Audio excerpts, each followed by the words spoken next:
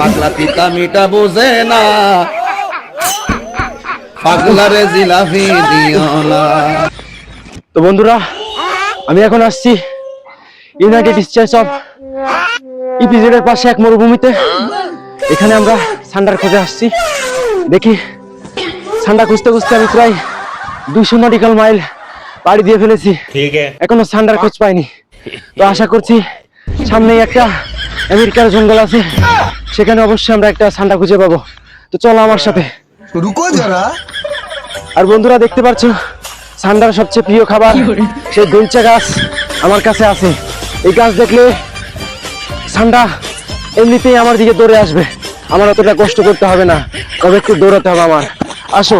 सबर करो, बोला धक्का मुक्की नहीं करने का, आराम से लेने का। हाँ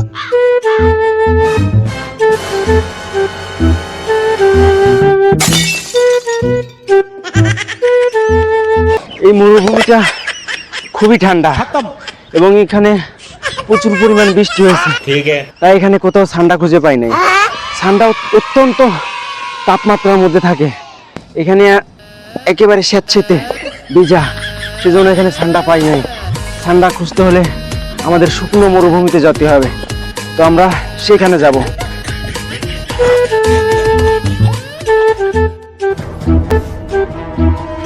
সো গাইজ, আমরা অনেকক্ষণ খুঁজে ফেলেছি, এখন পর্যন্ত কোনো সান্ডার দেখা পাইনি।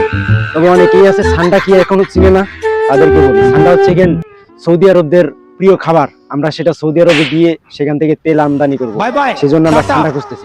আমার সাথে আসুন।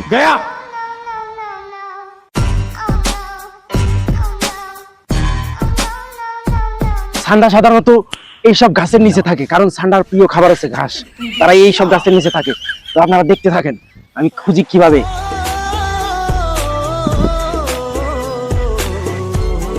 ও মাই গড, এইটা হচ্ছে সান্ডার প্রিয় খাবার, কিন্তু সান্ডা নাই, এখন আমি খাই।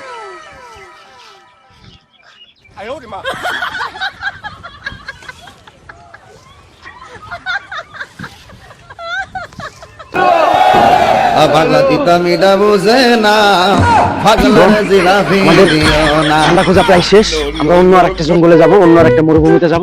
তো এই ভিডিও পর্যন্ত শেষ, আগামী পর্বে দেখাবো সান্ডা ধরার ভিডিও। ধন্যবাদ।